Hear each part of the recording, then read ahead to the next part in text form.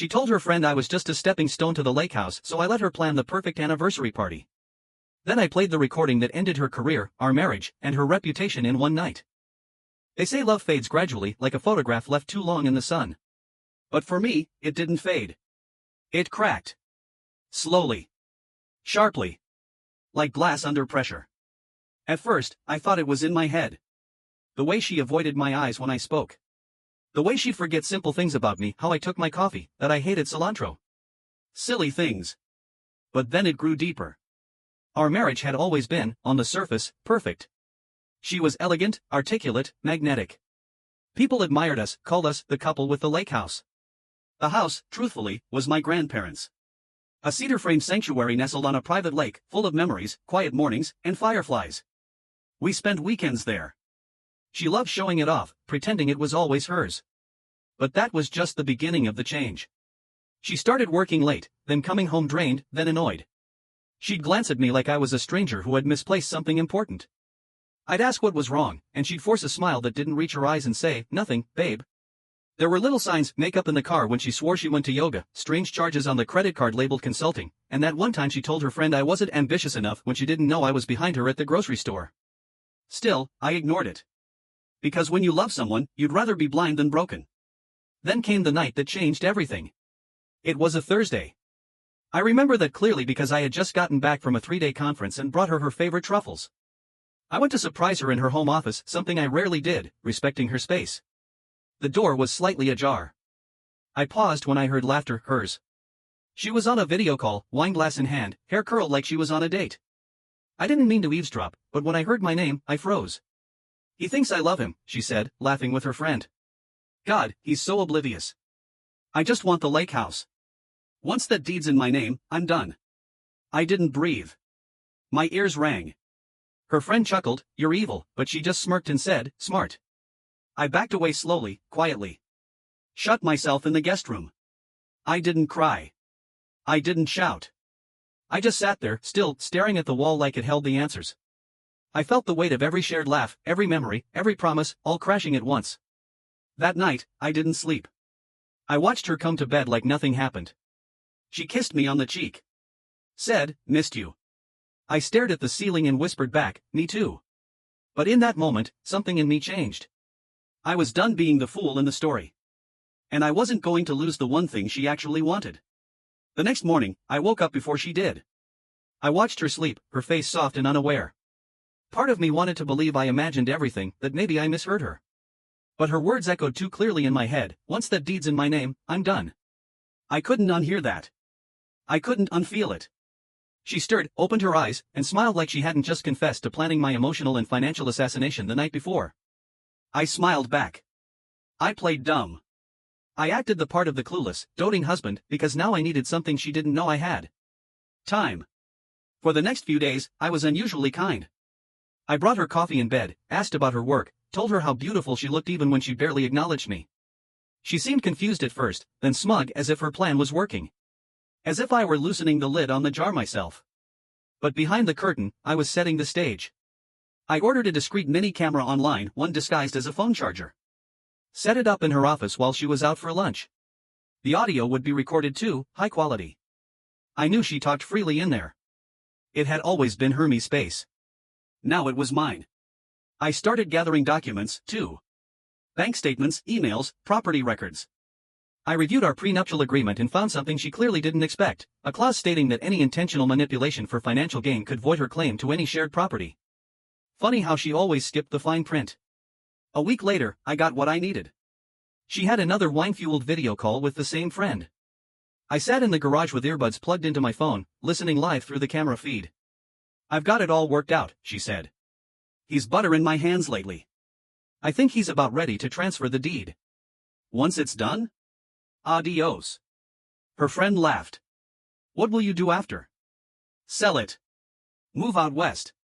Open that spa. Maybe date someone with ambition this time." That one heard more than I expected. I downloaded the recording, backed it up 3 times, even uploaded a copy to a hidden drive in case anything ever mysteriously happened to my files. She had no idea. Then came a stroke of poetic timing. Our 10th wedding anniversary was coming up. She suggested we throw a big party at the lake house, invite friends, family, colleagues, even her new boss. I want to show off what we've built, she said, wrapping her arms around me. What we built? I nodded slowly and smiled. I love that idea. She kissed me. I kissed back. And all the while, the lake behind her shimmered, the one place that held my childhood, my father's ashes, the spot where I first told her I loved her. And she was about to make it the symbol of her betrayal. I wouldn't let her. The party planning kicked off fast. She was practically glowing, setting up RSVPs, arranging caterers, talking to a designer about string lights and custom napkins. It was the happiest I'd seen her in months.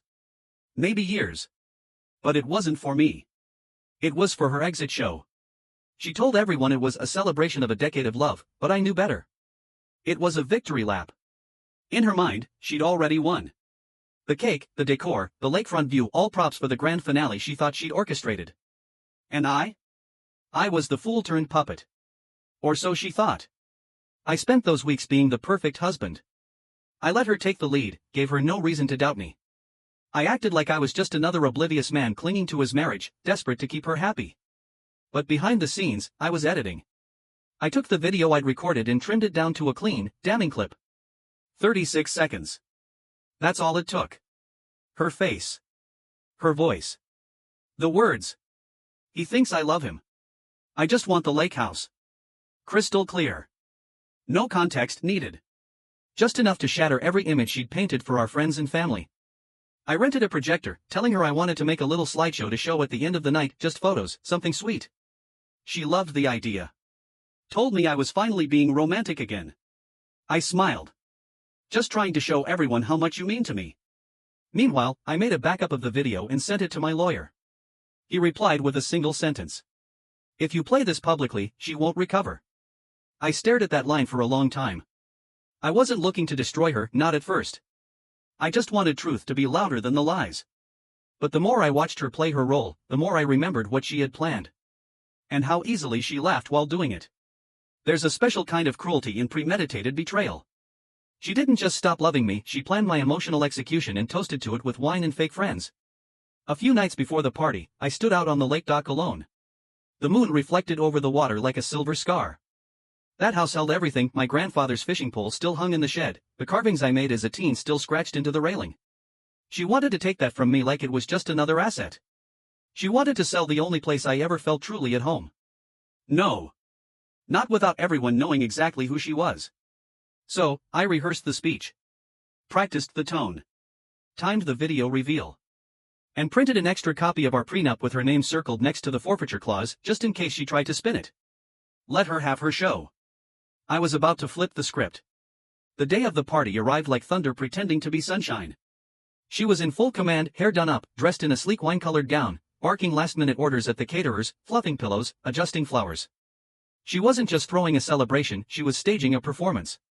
And she played the role of loving wife to perfection. When guests started arriving, she greeted each one with sparkling eyes and air kisses. She even looped her arm through mine as she introduced us to her boss, Mr. Hartley, a sharp-looking man in his 50s who complimented the house like it was a magazine spread. This lake view, he said, nodding with approval. Breathtaking. You're lucky to have found this place. She squeezed my hand and said sweetly, we built this life together. I smiled like a statue. Nodded on cue. Said nothing. I mingled just enough to seem present. People raised glasses and offered their congratulations. 10 years. That's rare these days. Some even said we were their favorite couple. I bit my tongue until it bled. Dinner was served on the deck as the sun dipped over the lake, casting gold across the water. String lights glowed above. It looked like a dream. She clinked her glass, made a short speech, charming, loving, and utterly fake. To my partner, my best friend, and the man who gave me this beautiful life, she said, gesturing toward me. I wouldn't be who I am without you. Applause followed. I bowed my head. Her hand touched my back. All I could think was, you're about to find out who you really are. After dessert, I stood. My heart was thudding in my chest, but my voice didn't shake. I held up a glass and smiled. I just want to thank everyone for coming tonight. 10 years is no small thing. We've had ups and downs, like any couple. But there's something I've been working on, something I wanted to share with you all tonight. A few people leaned forward, expecting something sweet or nostalgic. She doesn't know this, I said, glancing at her. I put together a little video. Just a moment I caught that I think really captures the heart of our relationship. So if you'll give me a minute. I turned to the screen. The projector hummed to life. She looked confused. Curious. Still smiling. Until she wasn't. The video played. Her voice rang out, too clear to deny. He thinks I love him. I just want the lake house. Once that deed's in my name, I'm done. There was no music. No cuts. Just silence when it ended. Except for the gasps. I turned slowly to look at her. Her face had gone pale. Her lips parted, eyes wide, frozen in time. She looked at me like she didn't recognize who I was. Around us, the room erupted, whispers, side glances, her friend coughing awkwardly into her drink. Her boss stood slowly, adjusting his blazer, looking anywhere but at her. And then, from the back of the room, someone murmured, "What the hell?" I held up the remote. That was recorded 2 weeks ago. In this house. On that couch. No one clapped. No one laughed. She had built her image carefully, brick by brick. And I had just kicked it out from under her, live, in front of everyone. Silence, the kind that hums and buzzes like static, filled the room. Nobody moved. No one touched their wine glasses. Even the candles flickered as if they didn't know what to do with themselves. She stood rooted to the spot, red-faced, jaw clenched, trying to piece together a response, but there wasn't one. Not to that. Her friend who had been on the call with her slowly slid her chair back and dipped her head, trying to make herself invisible. A few guests got up and left the deck entirely, whispering as they moved through the glass doors like the floor might cave in beneath them. Then her boss, Mr. Hartley, cleared his throat. "Well," he said, clearly uncomfortable, "this has been illuminating." She turned to him, hands half raised like she was going to explain. "Please, that was taken out of context," she stammered. He held up a hand. "Don't. Just don't." He left without dessert. She spun toward me, fury blooming through her now pale cheeks. "You set me up." I didn't flinch. "No, I exposed what was already there." "You humiliated me." "No. You did that the moment you said those words and meant them." She looked like she wanted to scream, but couldn't decide what to say first. The betrayal, to her, wasn't what she did, it was that I didn't stay quiet while she got away with it. She turned back toward the guests, a few couples still watching, one woman trying not to cry. Her parents stood stiff, frozen in disbelief. Her mother shook her head slowly like she'd been slapped. "I gave this man 10 years, she said loudly, pointing to me. "And this is how he thanks me?" I didn't respond. I simply reached into my pocket and pulled out the printed prenup. I laid it on the table between us, face up. The clause she had clearly forgotten was highlighted in yellow. Any party found guilty of intentional financial manipulation may forfeit all rights to shared or individual property. Her face twisted. "You can't use that. You're twisting this." I leaned forward and spoke low, just for her. "You wanted the lake house. You wanted to gut me clean and vanish. You forgot who built this life." And in that moment, I didn't see a wife anymore. I saw a stranger, someone who'd worn my ring, smiled in family photos, slept beside me each night, all while sharpening a knife behind her back. She backed away, breath shallow, blinking hard. Her voice cracked now, a far cry from the poised manipulator I'd overheard on that call. "Can we talk? Alone?" I shook my head. "Not anymore." Guests started standing, grabbing coats and bags without speaking. A few offered awkward pats on my shoulder. One man I barely knew muttered, "Damn good aim," before disappearing into the night. She stood there alone, surrounded by candles and empty chairs. And for the first time in a long time, I saw her, not the woman I married. Just the woman who had worn the mask. And it had just cracked beyond repair. The guests were gone. The lights still twinkled along the railing. The leftover wine was still uncorked on the buffet table. But the celebration was over, replaced by silence so dense it pushed against the walls. She paced the deck like a caged animal, her heels tapping too fast against the wood. Rage flickered in her eyes, but behind it, fear. Real fear. "You ruined my life," she finally spat, her voice low, teeth clenched. "No," I said calmly, "you tried to ruin mine. I just stopped you. You didn't have to do it like that. You humiliated me, publicly. You ambushed me." I turned to face her fully. "You were planning to steal the most important thing I have left of my family, of my father, and walk away smiling. Did you really expect a quiet conversation over tea?" Her lip quivered. She looked around like someone might still be watching, but the only thing staring back at her now was the lake, glassy and cold. "You don't get to keep the house," I said. "You don't get to keep the narrative either. She folded her arms. So what now? You divorce me, throw me out? After everything I gave to this marriage? What you gave? I almost laughed. You were going to gut me, sell the house, and vanish with a spa dream and a new boyfriend. You didn't give, you were investing, waiting for the payoff. You gambled with love and bet on me being blind. A long silence fell between us. Then, she asked, more quietly, is it really over? I nodded. It was over the moment you looked at our life and saw dollar signs. She turned away, her voice suddenly softer, almost defeated. I didn't always feel this way. There was a time when I did love you. Then that version of you should have stayed. We slept in separate rooms that night, not that much sleep happened. I stared at the ceiling again, just like the night I first overheard her call.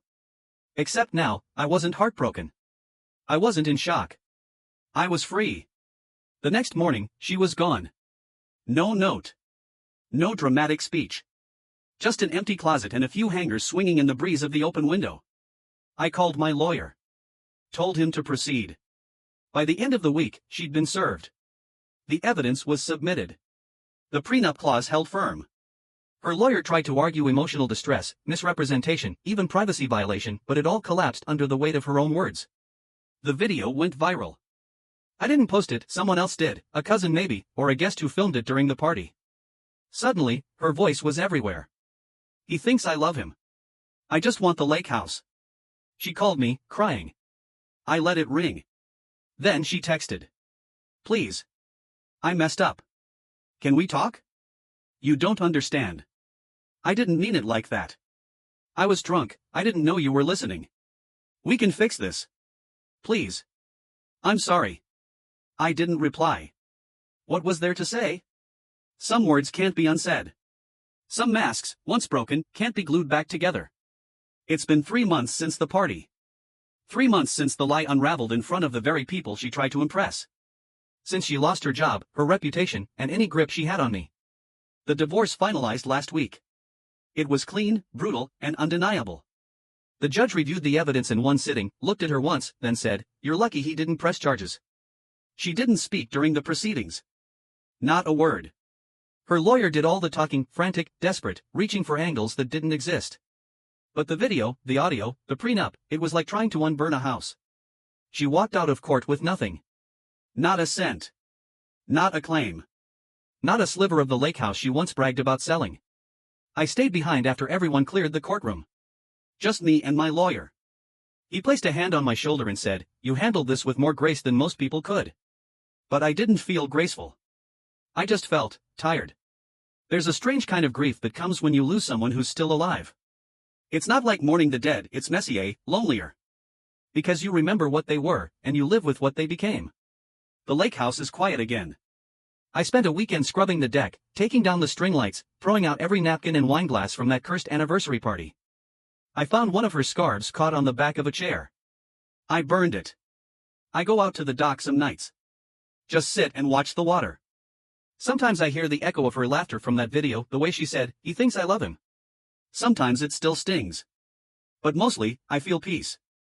Real peace. I started going through old photo albums. Not out of nostalgia, but to remind myself of the man I used to be. The one who gave everything in good faith. That man deserved better. He deserved loyalty. He deserved truth. And now he's finally giving it to himself. Last week, I received another message from her. A long one. Rambling, apologizing, saying she wasn't in her right mind, that she felt pressured by the world, that she never stopped loving me. She ended it with, "If you ever want to talk, I'm here. Maybe we can still be friends." I read it twice, then deleted it without responding. Because the only thing I wanted from her was honesty, and she cashed that in for a lake house she never got to keep. Somewhere, she's probably telling a different version of the story. One where she's the victim. One where I'm cruel. Let her.